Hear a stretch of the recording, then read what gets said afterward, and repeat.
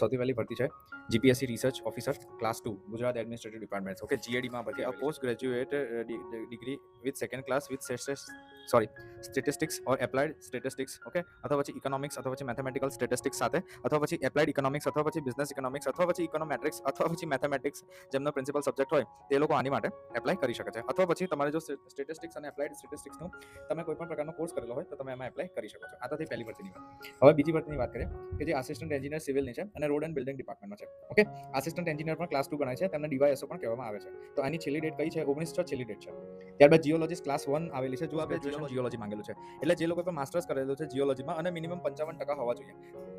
અને સાથે સાથે 3 વર્ષનો એક્સપિરિયન્સ હોવો જોઈએ કેવી રીતે રોયલ્ટી ઇન્સ્પેક્ટર છે ક્લાસ 3 એમાં તમારો એક્સપિરિયન્સ હોવો જોઈએ ઓકે અથવા પછી શું છે કે તમારો 3 વર્ષનો એક્સપિરિયન્સ એમાં હોવો જોઈએ ફિલ્ડ ઓફ માઇનિંગ અને મિનરલ એડમિનિસ્ટ્રેશનમાં તમારો હોવો જોઈએ એ શું છે ગુજરાત ગવર્મેન્ટ અંડરટેકિંગ બોર્ડ અથવા કોર્પોરેશન હોવું જોઈએ તો ક્લાસ 1 તરીકેની આ જોબ મળી શકે છે આપ એપ્લાય કરી શકો છો ત્યારબાદ આસિસ્ટન્ટ જીઓલોજીસ્ટ ક્લાસ 2 છે તેનો ક્રાઇટેરિયા પણ શું હશે કે તમારે ક્લાસ પોસ્ટ ગ્રેજ્યુએટ ડિગ્રી માંગેલી છે જીઓલોજી અને એપ્લાઇડ જીઓલોજીની મિનિમમ 55% સાથેની ઓકે તો આમાં પણ ઓલમોસ્ટ બધું સેમ છે તો જેટલા પણ જીઓલોજી વાળા છે તો તેમને તમે આ શેર કરી શકો છો બીજું છે deputy director of animal husbandry તો આની માટે માંગવામાં આવ્યું છે વેટરનરી ઓકે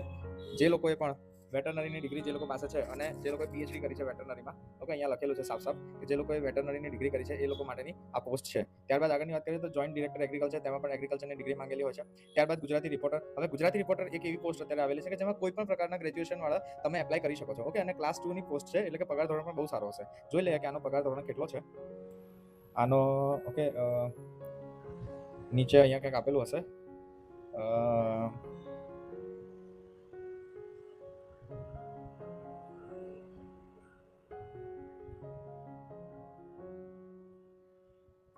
નીચે આમ તો આપેલું હોય છે ઘણી બધી વખત પરંતુ છતાં બી આપણે જોઈ લઈએ આમાં આપેલું નથી કે મળતું નથી એક જ મિનિટ નાગરિકત્વ જન્મ તારીખ શૈક્ષણિક લાયક પગાર ધોરણ આવેલું ઓકે 53,000 સ્ટાર્ટિંગ પગાર છે 53,000 સ્ટાર્ટિંગ પગાર છે ભથ્થાઓ તો અલગ હશે તો બહુ સારી પોસ્ટ છે તમે આમાં એપ્લાય કરી શકો છો ત્યારબાદ જીપીએસસી આસિસ્ટન્ટ એન્જિનિયર છે મિકેનિકલ એન્જિનિયર છો તો એપ્લાય કરી શકો છો ત્યારબાદ જીપીએસસી આસિસ્ટન્ટ એન્જિનિયર છે સિવિલ એન્જિનિયરો માટે અને પ્રોપર ક્લાસ 2 ની છે ઓકે તો તેમાં બી એપ્લાય કરી શકો છો અને ત્યારબાદ છે graduate engineer training class 2 Gujarat maritime board તો આપ એમાં બી એપ્લાય કરી શકો છો આને એક વાર ક્રાઇટેરિયા જોઈ લઈએ કારણ કે એના ક્રાઇટેરિયામાં કંઈક નવું હશે પહેલી વસ્તુ છે કે કોઈ પણ ડિસિપ્લિનમાં તમે એન્જિનિયરિંગની તમારી પાસે ડિગ્રી હોવી જોઈએ ઓકે અને તમારી પાસે સારું એવું કોમ્પ્યુટરનું નોલેજ હોવું જોઈએ હવે ઘણા બધાને અહીંયા એવું થશે કે અમારી પાસે કોમ્પ્યુટરનું નોલેજ હોય એટલે શું સર્ટિફિકેટ હોવું જરૂરી છે જો તમારી પાસે 12માં પર્ટિક્યુલર તમારો એક સબ્જેક્ટ હતો શું હતો